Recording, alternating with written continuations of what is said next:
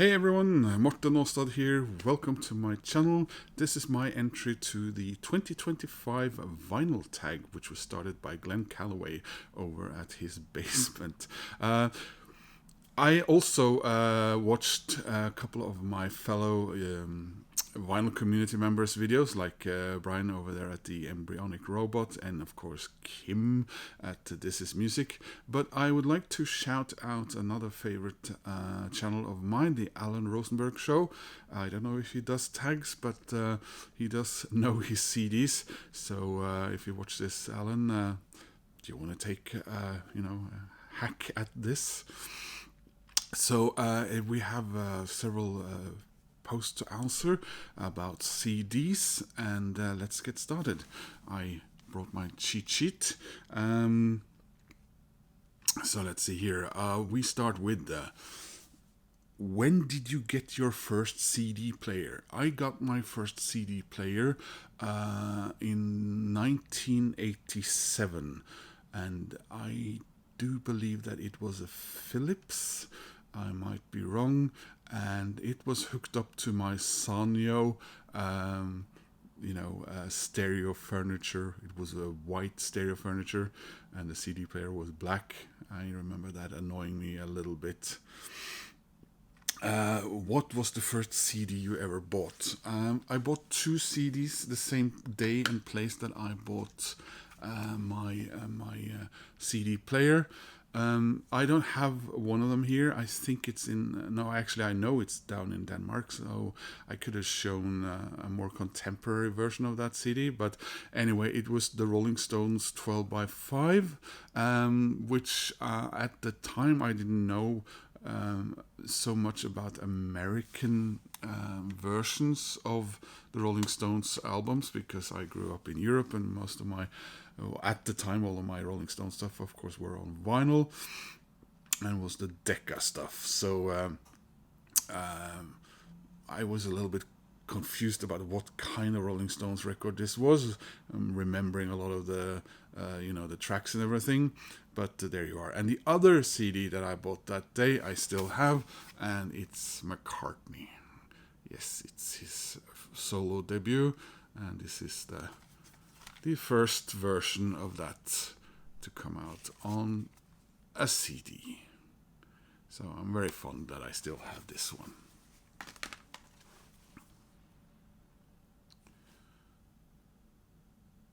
So that was questions 1 and 2. Question 3. What was the most recent CD you purchased? That was actually... I was a little bit... am I going to show the latest new CD or the latest second-hand CD? But the second-hand CD won out, because that's actually the one that I got last. It's from our wonderful second-hand record store here in Oslo, Rock og Rolls, rock and roll, and it's Anneli Drecker. Here you are. This is her solo debut, if I remember correctly. What was it called again? Tundra. So Anneli Drecker here in Norway and elsewhere is known for being a member of the wonderful Norwegian band Bel Canto, as well as lending her voice to other people's projects, not least Røyksops.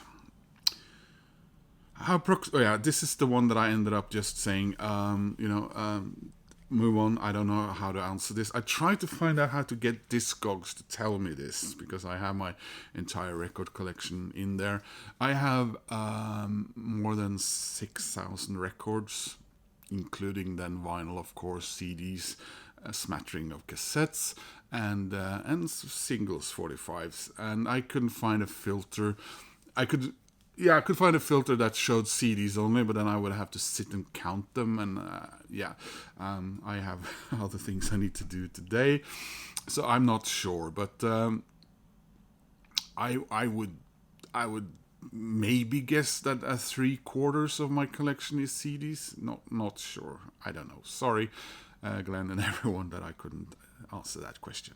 But anyway, my record collection is in excess of 6,000 records. Jewel cases or Digipak? I don't really care. as long as the damn things don't break, you have on the. I mean, I kind of like the uniformity of this sometimes, but it does get a little boring, and I hate when these things break. And these ones are actually pretty good, but you had those teeth that kept breaking even before you got it. You could hear the envelope with your CD coming, and you could shake it, and it sounded like maracas. And you open your CD, it had already slid out, fell on the floor, and all that. And then you have your Digipaks, which often are prettier, I suppose. But then you have lately only these, let's call them reproduction vinyl covers, where the CDs is slid into the cardboard. CDs can take quite a lot of punishment, but that can't be good for it. And then the worst ones are the ones where you have to open, and then you have to drag the CD out, and you end up ripping the cover on your first listen. That can be a bit heartbreaking and extremely frustrating. So, but apart from that, CDs are what they are, and the packaging is what it is. So, I don't really mind one way or another. Number 6, what was your best CD purchase of 2024? Well, I think this is one of the years where I bought the least CDs, because there's been so much vinyl that I've spent my money on, unfortunately. But the record that I was going to pick as my latest purchase, when I remember it actually wasn't, because the second-hand one is the brand new album by The Cure. I have it on vinyl, and I have it on CD, and it's in a hard competition with the record that I probably listened to the most on any format, and that is Travis LA Times. But I have just featured it in another video, and I haven't lived with this one for so long, so it's a hard choice. But for this video, I decided to go with the brand new album by The Cure, which is wonderful. I still need to. I have actually played the CD2 here, which is what is it, instrumentals, a couple of times, but I need to play the Blu-ray. I have Blu-ray hooked up to my surround system here for my movie viewing, so I really should do that, but there's only so much time. Number 7, show a live album on CD. Well, I've already done a few Norwegian things here today, so let's keep that up since I am in Norway currently. This is Mere, which means more, by the Norwegian band De Lillos. De Lillos is one of the big four, as we say. They started out there in the 80s and became one of the biggest bands in Norway, from the second half of the 80s into the 90s and the 2000s, along with bands like Dum Dum Boys, Raga Rockers. What is the fourth one again? I can't remember now. It's embarrassing. Maybe it was... could it have been... no, I don't remember. But anyway, they sing in Norwegian, and they're very much an Oslo band. So it's a very nostalgic band for Oslo. Lars Lillo is the main songwriter, and the band is sort of named after him in a way, De Lillos. His father was a musician as well. But you also have Lars Bäckström, the bass player, who writes between 1/5 and 1/4 of the songs, depending on the album, and has a more a bit more morbid side to him in the lyrics. So my favorite songs by the Lillos are actually from Lars Bäckström.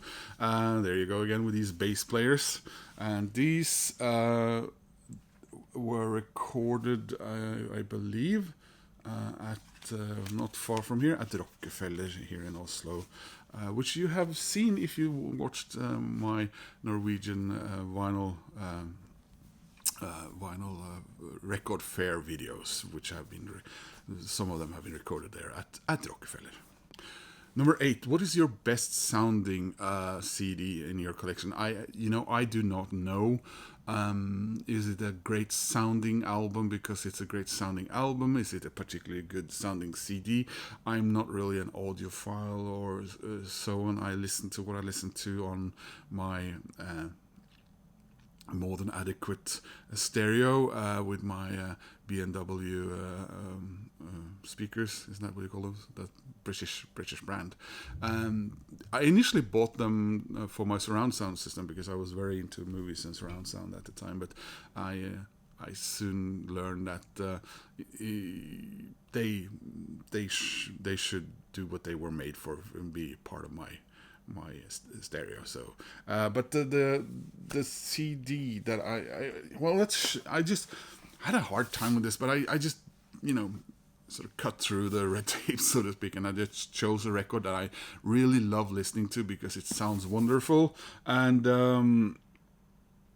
does it come with a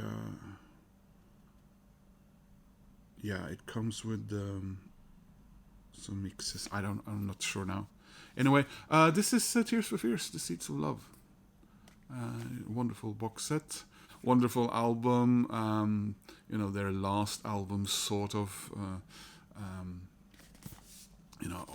Ortzabal or whatever his name. Sorry, continued. Made a couple of sort of solo Tears for Fears albums, and then he made a wonderful solo album, by the way, which had, along with his colleagues, solo album, had the unfortunate,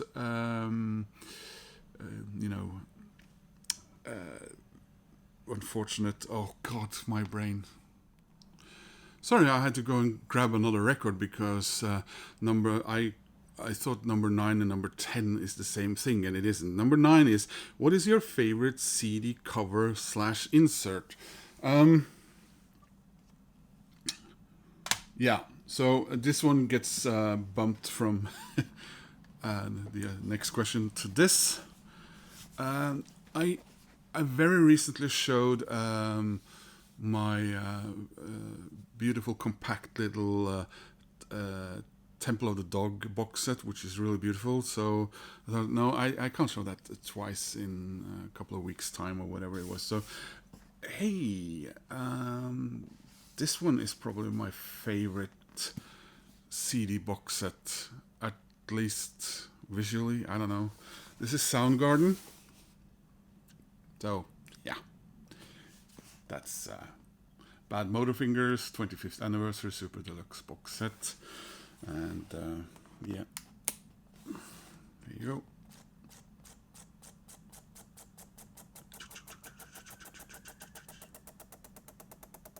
Number 10, show a CD box set. Well, I sort of already did, but I had to grab something else then, and this is, again, I have lots of really cool CD box sets.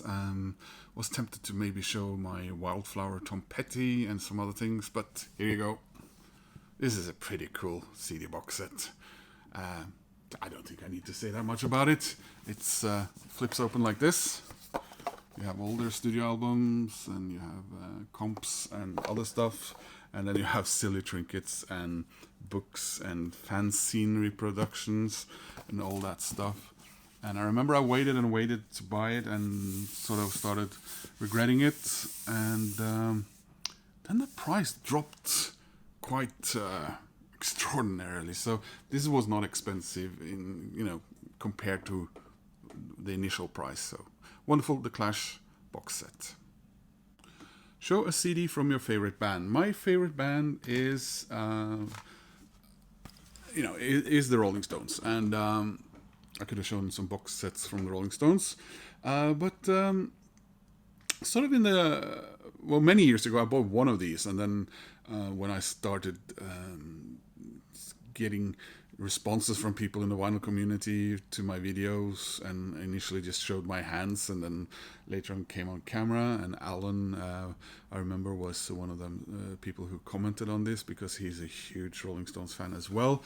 So I wanted to show this one. This was the Virgin releases of the Rolling Stones studio albums. When they changed from EMI being the distributor, I guess, and was it the CBS EMI, then CBS, then Virgin, and they released these, vinyl-looking covers inside these protective plastic boxes here, and very true to, their original way. Of course, this is how the album looked on second pressing or whatever back in the day, when they were threatened to be sued by several of the female artists who had been shown here. Unfortunately, they only made them up to and including Tattoo You. They did not do one for Undercover and Dirty Works, but there you are. Number 12, what artist band do you have the most CDs from? I just showed it. It would be the Rolling Stones. I think maybe Depeche Mode would be a close second, because I own several of their studio albums twice over on CD, but I also have these box sets full of their singles on CD, so I don't know if by count that would be that, but otherwise probably Neil Young would be a big number of records on CD, absolutely, but yeah, no, Rolling Stones would win that one. 13, do you collect CDs and vinyl? Yes, in the sense you call it collecting, I do. I have not quit CDs. I did sort of quit vinyl back in the day.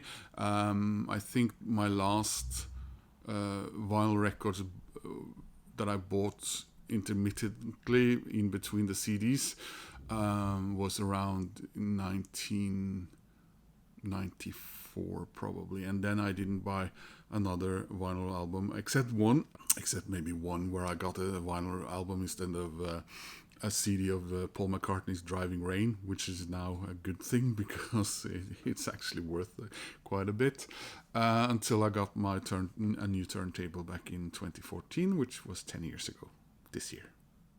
14, have you ever sold your vinyl collection and stuck with the CD format? No, I never sold my vinyl collection from my childhood and youth. I still have quite a bit of it. Unfortunately, some of it got stolen and disappeared also when I moved from Norway to Denmark. So there was no replacing as such going on. There has been later where I bought stuff on, and I still do, of course, on vinyl, that I only have on CD, but there hasn't been any replacement or anything like that. And number 15, show a CD you'd like your viewers to listen to and give you feedback on. I don't want to force anyone to listen to anything, so, and I was a little bit back and forth about this, but I thought since I've shown some Norwegian stuff up until now, and this is a CD that I definitely want to have on vinyl, but it was repressed just this year, I think, but it always is so damned expensive. It's Melody AM by Røyksopp, a Norwegian electronic band there. This could have been Aha, Foot of the Mountain, but I showed it in a video I just recorded because I finally got it on vinyl. But Røyksopp, amazing soundscape, even catchy at times, electronic music. This one was bought at HMV, I think in Peterborough, when I had friends who lived there 25 years ago. Something like that.